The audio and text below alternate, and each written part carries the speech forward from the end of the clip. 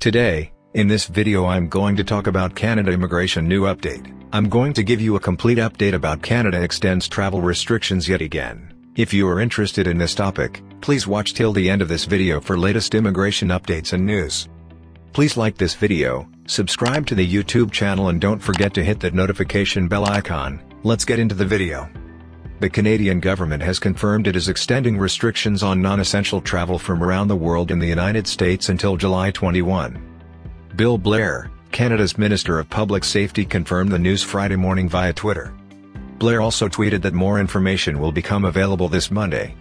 As we have said, the government is planning measures for fully vaccinated Canadians, permanent residents, and others who are currently permitted to enter Canada and will provide further details on Monday, June 21st. The original article continues below. All eyes are on the Canadian border as the current travel restrictions are set to expire this Monday, June 21st. The question is, will they be extended again? There has been much discussion, and hints leaked to the media, but officials have been tight-lipped so far. Prime Minister Justin Trudeau has suggested the border would be reopened in phases. Trudeau has maintained that Canada would not start easing restrictions until 75% of Canadians have been vaccinated. About 60% of Canada's total population has received at least one dose, and 8% are fully vaccinated. Health Minister Patty Hajdu has also said the government could start scaling back mandatory quarantine as early as the first week of July.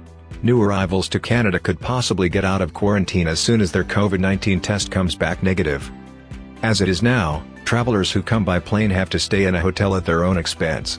Once they receive a negative test result, they have to carry out the rest of the mandatory 14-day quarantine requirement at their final destination.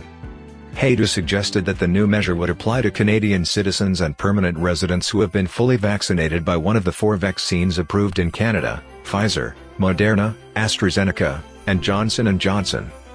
Vaccination documents will likely be uploaded through the ArriveCAN app. There has been no official protocols released for children travelers who are not old enough to be vaccinated. At a press conference, Chief Public Health Officer Theresa Tam suggested that there may be different rules for people traveling with minors. The first rule of thumb, if you like, is that of course kids cannot be separated from their parents. We will make sure that those questions and answers are provided, Tam said at a press conference on June 11th. On June 17th, Trudeau met with provincial leaders to discuss the border reopening. Details of the next phase of border restrictions will have to be released by Monday, whether or not they will be extended. Canada-US border reopening. The pressure to reopen the Canada-US border has been strong on both sides, but Trudeau has been siding with science over public outcry. Politicians and business leaders in Canada and the US have been pressuring the nation's leaders to reopen the border and restart the economy for sectors that have been hard hit since the March 2020 closure. June 22nd will not likely be the beginning of the end Canada-US border restrictions, as officials have hinted earlier this month. International Affairs Minister Dominic LeBlanc told reporters that reopening may begin in July. He also said there may be dates released with the new order that will signal what the phases of reopening will look like. What we don't know. A phased border reopening could take many forms. It could be phased in terms of geography, as in tighter restrictions on entering areas of Canada with high case counts. Also, as we have seen with the ongoing flight ban on India and Pakistan, the government could choose to take measures to slow travel between certain countries. The government is currently watching the progression of the Delta variant, which may become a factor in decisions relating to travel.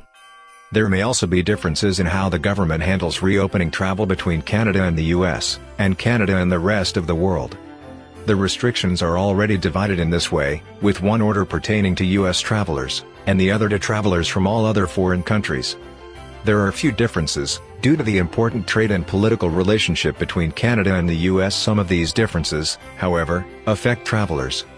For instance, approved permanent residents who got their confirmation documents after March 18, 2020, are not allowed to travel to Canada to complete the landing process, unless they are US residents.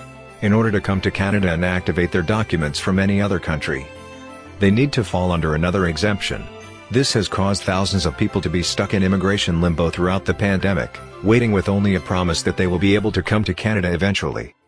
This brings us to the other thing we don't know: how will the phased-in approach affect people by immigration status? Hajdu has hinted that the relaxed quarantine requirements would affect exempt travelers, such as Canadian citizens and permanent residents, and those who have vaccines that are approved in Canada. This could suggest the government is considering a phased-in approach based on the traveler's vaccination history and reason for entering the country. Canada could continue to enforce restrictions on people based on whether or not they are considered essential travelers. The government has changed the parameters for essential travelers in the past. Notably, in fall 2020 when more international students and family members became exempt from restrictions. By Monday, the feds will need to answer to what the phased-in approach will look like, how will testing and proof of vaccinations work, and what the new quarantine policies will be. Hopefully the details and information presented in this video is helpful. Canada Immigration News Channel will be releasing a new video when new information is available on any of these updates or requirements. If you have not subscribed, please like this video and subscribe to the channel. Don't forget to click on that notifications bell icon. See you sooner in next new immigration video.